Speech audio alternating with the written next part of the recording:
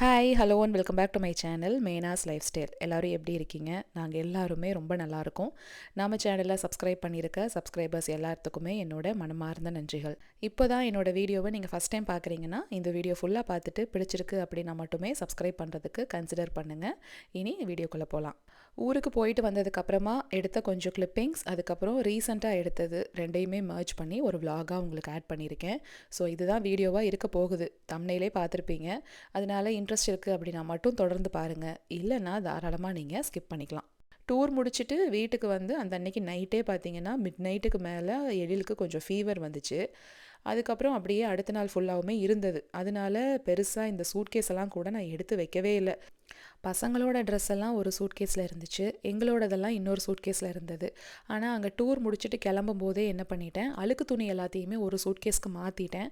போடாமல் எப்படியும் எக்ஸ்ட்ரா செட்டெல்லாம் கொண்டு போயிருப்போம் பாருங்கள், அது எல்லாத்தையுமே இன்னொரு சூட்கேஸ்க்கு மாற்றிட்டேன். வீட்டுக்கு வந்த உடனே அந்த அழுக்கு துணி எல்லாத்தையும் அந்த சூட்கேஸ்லேருந்து எடுத்து அப்படியே வாஷர் பக்கத்தில் கீழேயே போட்டுட்டு சூட்கேஸை வெளியில் வச்சுட்டேன். பொறுமையாக அடுத்த நாள் எந்திரிச்சு துவைச்சிக்கலாம் அப்படின்னு. அடுத்த நாள் எந்திரிச்ச உடனே நான் ஃபஸ்ட்டு என்ன பண்ணேன்னா, பசங்க பீச்சில் போட்டு கொஞ்சம் அழுக்குப்படுத்திட்டாங்கன்னு சொன்னேன் பார்த்தீங்களா, அந்த ட்ரெஸ்ஸை தான் துவைச்சேன். ஏன்னா அது ஈரமாகவும் இருந்துச்சு, ஒரே சேரும் சகதியுமாக இருந்தது. அதையுமே பாருங்கள், அந்த மண்ணோட நம்ம வாஷரில் அப்படியே போட்டுட்டோன்னா துவைச்சி வரும்போது கண்டிப்பாக ட்ரம்மில் அங்கங்கே மண் இருக்கிறதுக்கும் சான்ஸ் இருக்குது. பைப்லையுமே ஏதாவது போய் அடைக்கிறதுக்கும் வாய்ப்பு அதிகம். அதனால நான் என்ன பண்ணுவேன்னா, பீச்சுக்கெல்லாம் போயிட்டு வரோன்னு வைங்களேன், அந்த ட்ரெஸ்ஸை துவைக்கிறதுக்கு பாத்ரூமில் இல்லைனா மேலே ஒரு பாத் டப் இருக்குது, அங்கே நல்லா தண்ணியில் ஃபுல்லாக அலசிடுவேன். ஒரு சும்மா தான், சோப்பெல்லாம் எதுவுமே போடாமல் சும்மா தண்ணியில் அலசிட்டோம் அப்படின்னாவே இந்த பீச் மண் தானே, அதனால் சீக்கிரமாக துணியை விட்டு கீழே வந்துடும். அதுக்கப்புறமா வாஷரில் போட்டுக்கலாம். அதே மாதிரி அதே பாத் டப்பில் பசங்களோட அந்த கிராக்ஸ் செருப்பு இருக்குது பாருங்கள், அதுலேயும் ஃபுல்லாக பீச் மண் இருந்தது. அதையும் அப்படியே அங்கேயே கழுவிட்டு வந்துட்டேன். ஸோ இந்த வேலை மட்டும்தான் அன்னைக்கு பார்த்தேன். அதுக்கப்புறம் எழிலுக்கு மருந்து கொடுத்து அவன் தூங்குற நேரத்தில் பார்த்தீங்கன்னா கொஞ்சம் கொஞ்சம் வீடியோ எடிட்டிங்லாம் பண்ணிகிட்டு இருந்தேன். அவன் முழிச்சிட்டு கொஞ்சம் காய்ச்சலாம் அனுத்திட்டே இருப்பான் பாருங்கள், அப்போல்லாம் அப்படியே பக்கத்துலேயே உட்காந்துக்கிற மாதிரி இருக்கும். எங்கேயாவது நம்ம வெளியில் போயிட்டு வரோம் அப்படின்னா வீட்டுக்கு வந்த உடனே திரும்பவும் பழைய ரொட்டீனுக்கு செட் ஆகிறதுக்கு எப்படியும் ஒரு 2-3 நாள் ஆகுது, டைம் எடுக்கும் இல்லையா? அந்த மாதிரி தான் இருந்தது. ஏன்னா கொண்டு போன திங்ஸ் எல்லாம் ஒரு பக்கம் இருக்கும், அதெல்லாம் எடுத்து வைக்க வேண்டியது இருக்கும், நமக்குமே ட்ராவல் டயர்ட்னஸ் இருக்கும். இதில் பசங்களுக்கு யாருக்காவது உடம்பு சரியில்லாமல் போயிடுச்சு அப்படின்னா இன்னும் கஷ்டம்தான். ஆனால் ஒரு 3 நாளில் எல்லாருமே ரெடி ஆகிட்டோன்னு வச்சுக்கோங்களேன். அதுக்கப்புறம் ஆட்டோமேட்டிக்காக ரொட்டீன் அது பாட்டுக்கு போயிட்டு தான் இருந்தது. வீட்லேயே அதிக டிராஃபிக் இருக்கிற ஏரியா அப்படின்னு பார்த்தீங்கன்னா இந்த பவுடர் ரூம் தான். இது பவுடர் ரூம் அப்படின்னு தான் சொல்லுவாங்க இங்கே. மெயின் டோருக்கு பக்கத்துலேயே இருக்கும் இந்த பாத்ரூம். அதனால் வீட்டுக்கு யாராவது கெஸ்ட்டு வராங்க அப்படின்னா கூட ஃபஸ்ட்டு இது தான் யூஸ் பண்ணுவாங்க இல்லையா? கெஸ்ட்டுக்கு மட்டும் இல்லை, நாங்களுமே பார்த்தா இது அதிகமாக யூஸ் பண்ணிக்கிட்டு தான் இருக்கோம். வெளியில் எங்கேயாவது கிளம்பும்போது இந்த வழியாக தானே போகிறோம், அதுக்கப்புறம் வீட்டுக்குள்ளே வந்து ஹேண்ட் வாஷ் பண்ணுறது எல்லாமே இங்கே தான். அதனால் எப்படியுமே இந்த ஏரியா கொஞ்சம் கச்ச கச்சன்னு தான் இருக்கும். அதனாலேயே அப்போதைக்கப்போ நான் க்ளீன் பண்ணி விட்டுருவேன். ரொம்ப டைமும் எடுக்காதுங்க. பக்கத்துலேயே ஒரு ஸ்டாண்டில் பாருங்கள் க்ளீனர் எல்லாம் வச்சுருக்கேன். எல்லாம் ரெடியாக பக்கத்துலேயே கை கடக்கமாக இருக்குது. அப்படிங்கிறப்ப 5 நிமிஷம்தான். டாய்லெட்டை க்ளீன் பண்ணி ஃப்ளஷ் பண்ணி விட்டுட்டு சிங்க் ஏரியாவை க்ளீன் பண்ணி அந்த கண்ணாடியை தொடச்சி கீழே தரையை தொடச்சிட்டேன்னா வேலை முடிஞ்சது. அந்த வார கடைசியில் தான் இந்த க்ளீனிங் ஒர்க்குமே ஆரம்பித்தேன். வாஷரில் இந்த மேட்டை கொண்டு போய் மட்டும் போட்டுட்டேன். ஏன்னா இன்னும் 2 பாத்ரூம் இருக்குது, சேர அதை அடுத்த நாளெல்லாம் க்ளீன் பண்ணிவிட்டு அந்த மேட்டையும் கொண்டு வந்து துவைச்சிக்கலாம் அப்படின்னு சொல்லிட்டு விட்டுட்டு வந்துட்டேன். வீட்டில் சும்மா க்ளீன் பண்ணும்போதே பசங்க எப்படியும் டிஸ்டர்ப் பண்ணுவாங்க, இதில் நீங்கள் வீடியோலாம் எடுத்துகிட்டு பண்ணும்போது டிஸ்டர்ப் பண்ணவே மாட்டாங்களா அப்படின்ட்டு கேட்டிருக்கீங்க. அதெல்லாம் நிறைய பண்ணுவாங்க. ஆனால் என்ன ஒன்றுனா, நான் எந்த ரூமை க்ளீன் பண்ணிக்கிட்டு இருக்கனோ அங்கே வந்து டிஸ்டர்ப் பண்ண மாட்டாங்க. இதோ இன்னொரு ரூம் க்ளீனாக இருக்கும் பாருங்கள், அங்கே தான் போய் டிஸ்டர்ப் பண்ணுவாங்க. பெட்டெல்லாம் ப்ராப்பராக அடுக்கி வச்சுட்டு போயிருந்தேன், அது எந்த லட்சணத்தில் இருக்குதுன்னு மட்டும் பாருங்களேன். அதனால் இப்போ இது எல்லாத்தையும் எடுத்து வைக்கணும். இந்த அயனிங் போர்டு இப்போ பெரும்பாலும் இந்த ரூம்லேயே தாங்க இருக்குது. தெரியாதனமாக என்ன பண்ணிட்டேன், ஒரு நாள் ரொம்ப குளிருது அப்படின்னு சொல்லிட்டு இருந்தான். ட்ரையரில் நைட்டே துணியெல்லாம் போட்டு எடுத்து வச்சுருந்தேன் முகிலோடது. ஆனால் மடிக்கிறதுக்கு சுத்தமாக எனக்கு டைம் இல்லை, அன்றைக்கி எனர்ஜியும் இல்லை. முகில் வந்து ஹெல்ப் பண்ணுவான் எனக்கு. ஆனால் இப்போல்லாம் சார் என்னை விட ரொம்ப பிஸியாக இருக்கார், அந்த கிளாஸு இந்த கிளாஸுன்னு போயிட்டு பாவம் அவனுக்கும் டைம் கிடைக்கிறதில்ல. அதனால் அது ட்ரையருக்குள்ளேயே இருந்துச்சு. காலையில் அன்றைக்கி ஸ்கூலுக்கு கிளம்புறப்ப பார்த்தீங்கன்னா சரியான குளிர். அன்றைக்கெல்லாம் 1 டிகிரி வெளியில். ஸ்கூலில் அன்னைக்குன்னு பார்த்து பஜாமா டே, அதாவது பஜாமாஸ் வந்துட்டு போட்டுட்டு வரணும் அப்படின்னு சொல்லியிருந்திருக்காங்க. அந்த ட்ரெஸ்ஸு கரெக்டாக ட்ரையருக்குள்ளே மாட்டிக்கிச்சு. போய் தொட்டு பார்த்தா லைட்டாக விறுவிறுன்னு இருக்கும் பாருங்கள். ஈரமாலாம் இருக்காது, ஃபுல்லாக தண்ணியெல்லாம் ட்ரை ஆகி தான் இருக்கும். ஆனால் அந்த குளிருக்கு அந்த லாண்ட்ரி ரூமே வந்து அப்படியே குளு குளுன்னு இருந்துச்சு. ட்ரையரில் துணியுமே விறுவிறுன்னு இருந்தது. சரி இது எப்படிடா போட்டு அனுப்புறது, ட்ரையரையே ஆன் பண்ணி விட்டுறலாம் அப்படின்னு பார்த்தா 20 மினிட்ஸ் ஆகும் எப்படியும் ட்ரையர் ஓடி முடியறதுக்கு. சரி ஒன்று பண்ணுவோம், எப்படி அயன் போர்டு எடுத்து அயன் பண்ணிடலாம் அப்படின்னு சொல்லிட்டு அயன் பண்ணி அன்றைக்கி கொடுத்து விட்டேன். அந்த குளிருக்கும் அந்த அயன் பண்ணி கொடுத்ததுக்கும் அவனுக்கு போட்டுக்கிறதுக்கு ரொம்ப நல்லா இருந்திருக்கும் போல் அன்னைக்கு. அடுத்த நாள் இருந்து என்ன பண்ண ஆரம்பிச்சிட்டான், சும்மா கிளாசெட்டில் மடித்து வச்சு ட்ரெஸ் எடுத்தால் கூட அம்மா அம்மா ஒரே ஒரு தடவை ப்ரெஸ் பண்ணி கொடுங்கம்மா, அம்மா அம்மா ஒரே ஒரு தடவை அயன் பண்ணி கொடுங்கம்மா நல்லா இருக்கு அப்படின்னு கேட்க ஆரம்பிச்சிட்டான். அதனால அந்த போர்டை என்ன பண்ணிட்டேன், இங்கே பெட்ரூம்லேயே வச்சுட்டேன். சரி அவனுக்கு வந்து காலையில் கேட்டான்னா அயன் பண்ணி கொடுத்து விட்டுக்கலாம் அப்படின்னு. ஒரு சிலர் கூட சொல்லியிருந்தீங்க, இந்த அயனிங் போர்டுக்கு பதிலாக நீங்கள் வந்து ஸ்டீமர் மாதிரி வாங்கிக்கோங்க, ஹேண்ட் ஹெல்டாக இருக்கும், ரொம்ப கன்வீனியன்ட் அப்படின்னு. உண்மைதான், அது வந்து நானுமே நிறைய தடவை வந்துட்டு வாங்கலாம் வாங்கலாம் அப்படின்ட்டு கார்ட்டில் போட்டு போட்டு வைப்பேன். அதுக்கப்புறம் வாங்க மாட்டேன், ஏதோ ஒரு ரீசனுக்காக விட்டுருவேன். எனக்கு என்னென்னா, இப்போ நான் அந்த ஸ்டீமரை வாங்கிட்டேன்னு வச்சுக்கோங்களேன், இப்போ வீட்டில் இருக்க இந்த ஸ்டீமர் அயன் பாக்ஸும் அயனிங் போர்டும் தூங்க ஆரம்பிச்சிரும். இதை கண்டுக்கவே மாட்டேன், ஷெல்ஃபில் அது பாட்டு கிடக்கும். புதுசை தான் நான் யூஸ் பண்ணிக்கிட்டே இருக்கிற மாதிரி இருக்கும். சரி இன்னும் கொஞ்சம் நாளைக்கு இதை வச்சே ஓட்டுவோம், அதுக்கப்புறமா நம்ம வாங்கிக்கலாம் அப்படின்னு சொல்லிட்டு போஸ்ட்போன் பண்ணிக்கிட்டு இருக்கேன். பட் எப்படியும் வாங்கணும். நிறைய பேர் கூட கேட்டிருந்தீங்க, போன வருஷம்லாம் பிளாக் ஃப்ரைடே வீடியோ போட்டிருந்தீங்க, எங்களுக்கு எவ்வளோ யூஸ்ஃபுல்லாக இருந்துச்சு தெரியுமா, நாங்கள் நிறைய விஷயம் இந்த வருஷம் அதுக்காக பிளான் பண்ணி வச்சுருந்தோம், டூர் முடிச்சுட்டு வந்து சீக்கிரமாக பிளாக் ஃப்ரைடே வீடியோஸ் வந்துட்டு போடுங்க அப்படின்ட்டு சொல்லியிருந்தீங்க. என்னென்னா நிஜமாவே நான் பிளாக் ஃப்ரைடேக்கு எதுவுமே வாங்கவே இல்லைங்க. இப்போ வரைக்கும் நான் எதுவுமே பிளான் பண்ணி வாங்கலை. அதனால தான் எந்த வீடியோவும் நான் போடலை. சூப் மேக்கர் தான் ஒன்று வாங்கணும் அப்படின்னு சொல்லிட்டு பார்த்துட்டு இருந்தேன் அப்படின்ட்டு சொல்லியிருந்திருப்பேன். அந்த அன்னைக்கு நான் வீடியோ ஷார்ட்ஸில் சொன்னேன் இல்லைங்களா, அப்போ தான் நான் கார்ட்டில் போட்டு வைக்கிறேன். ஷார்ட்ஸ் எல்லாம் அப்லோட் பண்ணிவிட்டு ஒரு ஒரு 2-3 ஹவர்ஸ் கழித்து நான் போய் பார்க்குறேன், அது ப்ரைம்லேருந்தே தூக்கிட்டாங்க. அது ப்ரைம்லேயே இல்லை, சுத்தமாக ஸ்டாக்கும் இல்லை அப்படிங்கிற மாதிரி காமிச்சது. இது என்னடா இப்படி ஆயிடுச்சு, சரி ஊருக்கு போயிட்டு வந்துட்டு பார்த்துக்கலாம் அப்படின்ட்டு பார்த்தா அதுக்கப்புறம் அது வரவே இல்லை. ப்ரைமில் இல்லை அப்படின்னா நாங்கள் மோஸ்ட்டாக வாங்க மாட்டோம். ஏன்னா ரிட்டர்னிங் பாலிசியிலிருந்து எல்லாமே கொஞ்சம் ஈஸியாக இருக்கும் ப்ரைமில் இருந்துச்சு அப்படின்னா. அந்த ப்ரைமில் இல்லைன்னா நான் அமேசானில் வாங்கவே மாட்டேன், அதனால் வாங்கலை. சரி நம்ம வந்ததுக்கப்புறம் பார்க்கலான்னு பார்த்தாலும் நிறைய விஷயங்கள் நம்ம கண்ணுக்கு படுது, அதை வாங்கணும் இதை வாங்கணும் அப்படின்ட்டு தோணுது. ஆனால் அப்படியே வந்து கண்ட்ரோல் செல்ஃப் கண்ட்ரோல் அப்படின்னு சொல்லிக்கிட்டு இருக்கேன். காரணம் என்னென்னா, அடுத்து ஒரு மேஜரான செலவு இருக்குது. மேஜர் செலவு என்னென்னா இந்தியா ட்ரிப்பு தான்.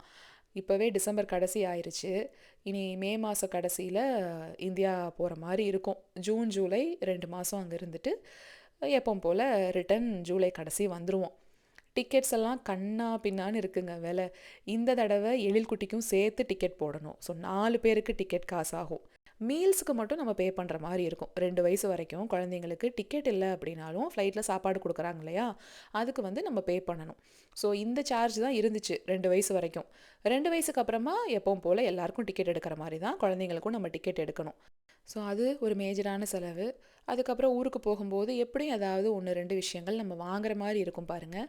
அதுவுமே நான் மோஸ்ட்டாக எப்போவுமே அமேசானில் தான் போட்டு வாங்குவேன். அதனால் அப்போதைக்கு நம்ம யூஸ் பண்ணிக்கலாம், இப்போ பேசாமல் இருந்துக்கலாம் அப்படின்னு சொல்லிட்டு நான் எதுவுமே வாங்கலை. கண்ணை மூடி கண்ணை திறக்கிறக்குள்ளே 4 மாதம் டக்குன்னு ஓடிரும் இல்லையா.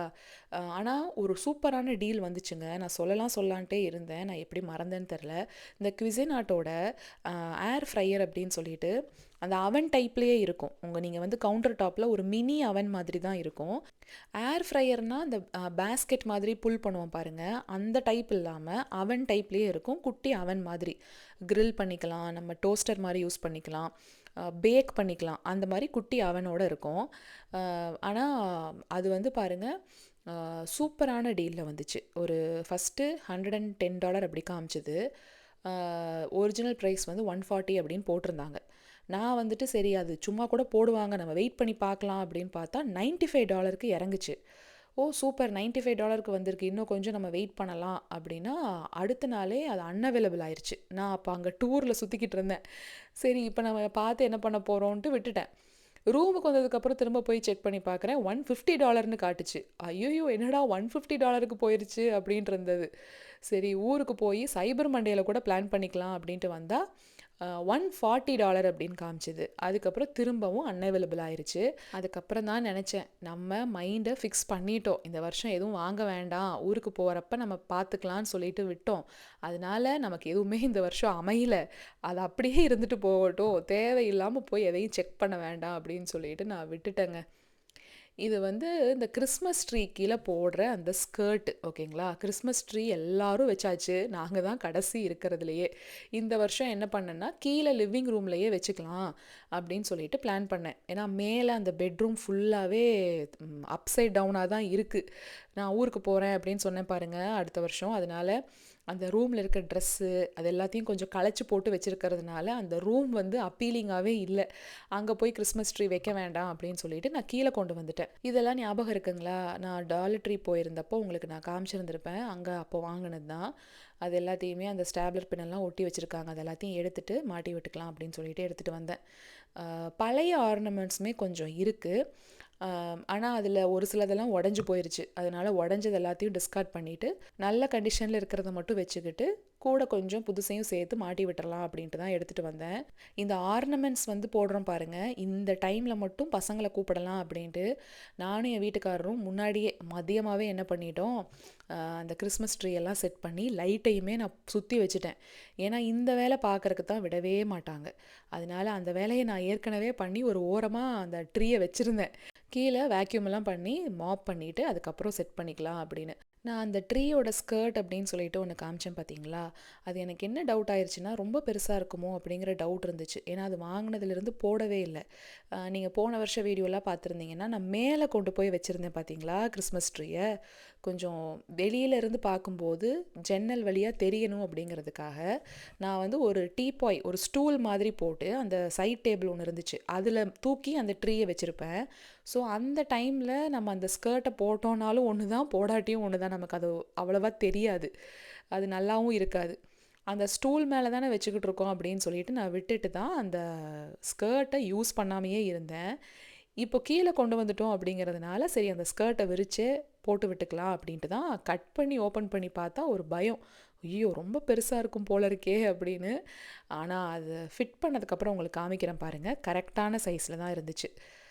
ஸோ இதெல்லாம் தான் புதுசு, டாலர் ட்ரீயில் வாங்கினது. இந்த டீர் அதுக்கப்புறம் இந்த பால்ஸ் எல்லாம் ஏற்கனவே இருந்தது.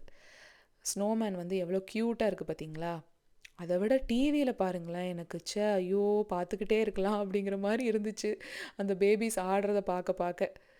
இன்னொரு விஷயம், நான் இந்த வீடியோ இப்போ வாய்ஸ் ஓவர் கொடுக்குறப்ப தான் கவனிக்கிறேன், முகிலும் நானும் கிட்டத்தட்ட ஒரே கலர் போட்டிருக்கோம் இல்லைங்களா? அந்த டிஷர்ட்டில் கூட முன்னாடி அவனுக்கு அந்த எல்லோ கலர் வருது, அந்த மஸ்டர்ட் கலர் மாதிரி. முகில் போட்டிருக்க இந்த டிஷர்ட்டு பழனியில் அந்த ட்ராக்ஸ் எல்லாம், அதாவது இந்த ஸ்போர்ட்ஸுக்கெல்லாம் சொல்லிட்டு ஒரு கடை இருக்குது, அது பேர் எனக்கு மறந்து போயிடுச்சுங்க. ஸ்போர்ட்ஸ் ட்ரெஸ் எல்லாம் வாங்குறதுக்கு என் தம்பி தான் வாங்கி அனுப்பி விட்டுருந்தான் ஒரு தடவை கொரியர் வரும்போது. அதுக்கு வந்து செட்டாகவே பார்த்திங்கன்னா ட்ரௌசர்ஸ் வந்துடும். அது வீட்டுக்கு போடுறதுக்கு செம்ம கம்ஃபர்டபுளாக இருக்குதுன்னு சொல்லிட்டு முகில் இப்போ அதே தான் எடுத்து போட்டுக்கிறது. அவன் ஊர்லேருந்து சும்மா நாச்சிக்கு உனக்கு பொங்கலுக்கு என்னடா வேணும், தீபாவளிக்கு என்னடா வேணும்னு கேட்டாங்கன்னா, எனக்கு அந்த பனியனும் ட்ரௌசரும் வேணும், பனியனும் ட்ரௌசரும் வேணும் அப்படின்னு தான் கேட்டுக்கிட்டு இருக்கான். அந்தளவுக்கு அவனுக்கு ரொம்ப பிடிச்சிருக்கு. இந்த வீடியோவில் பாருங்களேன், என் கழுத்தில் இருக்க செயின் வந்து கலண்டுருச்சு. அந்த டாலரோட தனியாக அந்த ஒரு பக்கம் மட்டும் தொங்கிட்டு இருக்கு பாருங்கள். அதுக்கப்புறம் தான் நான் நோட் பண்ணி, தெரியுதுங்களா? அதுக்கப்புறம் தான் எடுத்து இந்த பக்கம் செயினை நான் மாட்டி விட்டேன். அது 2-3 நாளாக அது வந்து எனக்கு அப்படியே போக்கு காமிச்சிக்கிட்டு இருக்கு. முந்தின நாள் வந்து தூங்கி எந்திரிக்கும் போது பார்த்திங்கன்னா அது இருந்திருக்கு, ட்ரெஸ்ஸுக்குள்ளே விழுந்திருக்கு. நான் ரெஸ்ட் ரூம் போகலாம் அப்படின்னு சொல்லிட்டு உள்ளே போயிட்டெல்லாம் வந்துட்டேன். வந்து கண்ணாடியில் ப்ரஷ் பண்ணுறப்ப பார்க்குறேன் கழுத்தில் செயினை காணோம். ஐயோ செயினை காணுமே அப்படின்னு சொல்லிட்டு பதறி அடிச்சுட்டு போய் பெட்டை வந்து, வீட்டுக்குள்ளே தான் எப்படியும் இருக்கும், ஆனால் பெட்டை போய் பார்த்தா பெட்டில் காணோம். ஐயோ பெட்டில் காணுமே அப்படின்னு சொல்லிட்டு நான், எனக்கு என்ன பயம்னா, ட்ரெஸ்ஸை வந்துட்டு உதறி பார்த்தா ட்ரெஸ்ஸுக்குள்ளேயும் இல்லை. நம்ம இப்போ தானே ரெஸ்ட் ரூம் போயிட்டு வந்தோம், ஒரு வேளை அது உள்ளுக்குள்ளே வந்து விழுந்திருந்தாலும் ஐயோ ஃப்ளஷ் பண்ணி விட்டுருப்போமோன்னெலாம் ஒரு நிமிஷம் எனக்கு அப்படியே என்னென்னமோ தோண ஆரம்பிச்சிருச்சுங்க.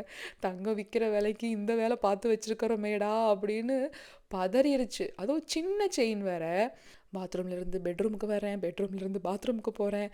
முகில் அந்த பக்கம் ப்ரஷ் பண்ணிக்கிட்டு இருந்தவன், அம்மா எனக்கு ஸ்கூலுக்கு டைம் ஆகிட்டு இருக்குங்கம்மா, என்னங்கம்மா பண்ணுறீங்க அப்படிங்கிறான். டேய் இருடா, அதை விட மிக முக்கியமான வேலை இருக்குது, முதல்ல என் செயினை கண்டுபிடிக்கிறேன் அப்படின்னு சொல்லிட்டு நல்ல வேலை கார்பெட்லேயே இருந்துச்சு. இந்த கார்பெட்டில் ஏதாவது விழுந்துருச்சுன்னா என்ன பிரச்சனைன்னு பாருங்கள். பெட்ரூம்குள்ளே கீழே தர வந்து கார்பெட் தான் இல்லையா, அது நம்ம கண்ணுக்கே தெரியாது, அப்படியே உள்ளே போய் புதைஞ்சிக்கும். நல்ல வேலை நடக்கும்போது தெரியாமல் காலில் பட்டுச்சு. அப்பாடா, பாத்ரூம்குள்ளே நுழையிறதுக்கு முன்னாடியே அது கீழே விழுந்திருக்கு, நல்ல வேலை அப்படின்னு நினச்சேன். தலைக்கு வந்தது தலைப்பாகையோடு போச்சுன்னு சொல்லுவாங்க பாருங்கள், அந்த மாதிரி தான் இருந்தது. அது சன்னமாக இருக்கு இல்லைங்களா செயின், அது மட்டும் இல்லாமல் அந்த கொக்கியுமே கொஞ்சம் சின்னதாக தான் இருக்கும். அது எப்படியோ ஓப்பன்லேயே இருந்திருக்கு, அதனால தான் இந்த பிரச்சனை. அதுக்கப்புறமா கரெக்ட் பண்ணிக்கிட்டேன். இப்போ லைட்டெல்லாம் போட்டதுக்கப்புறமா பாருங்கள், சூப்பராக இருக்கு இல்லைங்களா. லைட்டு யார் போடுறதுன்னு கண்டிப்பாக எல்லார் வீட்லேயும் சண்டை வர்ற மாதிரி தான் இங்கேயும் வந்துச்சு. அதனால அவனை ஒரு தடவை போட சொல்லிட்டு இவனை ஒரு தடவை போட சொல்லியாச்சு. இப்போ டார்க்காக இருக்கிறப்ப போடுறப்ப தான் ரொம்ப அழகாக இருக்கும் பார்க்குறதுக்கு. மோஸ்ட்டாக நைட்டு கொஞ்சம் நேரம் வரைக்கும் நான் போட்டு விட்டுட்டு அதுக்கப்புறம் ஆஃப் பண்ணிடுவேன். இல்லைனா ஒரு சில நாள் நைட்டு ஃபுல்லாகவுமே எரிஞ்சிக்கிட்டே இருக்கும்.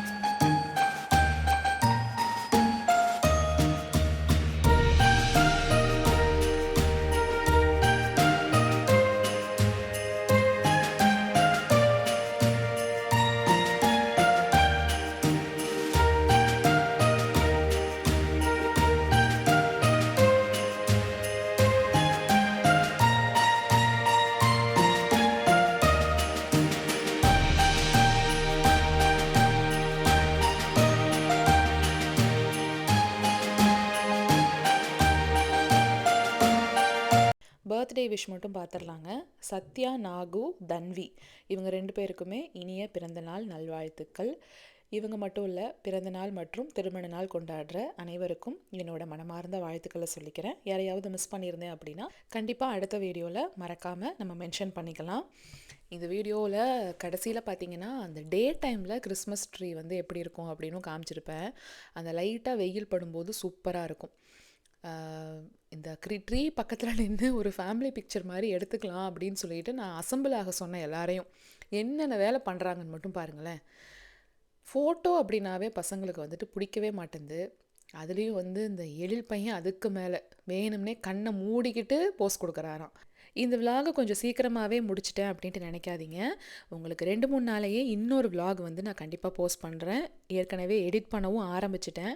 அது யாருக்காக அப்படின்னு பார்த்தீங்கன்னா நம்ம டியர் மோஸ்ட் சப்ஸ்கிரைபர்ஸ்க்காக தான். ஏன்னா போன விலாக் வந்துட்டு ஜாலியாக இல்லாமல் போயிடுச்சுக்கா அப்படின்னு ஒரு சிலரை டிசப்பாயிண்ட் பண்ணிட்டேன் இல்லையா. அதனால உங்களுக்கும் ஒரு டிஸ்ட்ராக்ஷன், எனக்கும் ஒரு டிஸ்ட்ராக்ஷனுக்காக அது ரெடி ஆகிட்டே இருக்குது. ஸோ இந்த விலாக் பிடிச்சிருந்தா மட்டும் ஒரு லைக் கொடுங்க. நம்ம அடுத்த வாரம் வேறு ஒரு விலாகில் பார்க்கலாங்களா. Until then, tata, bye-bye.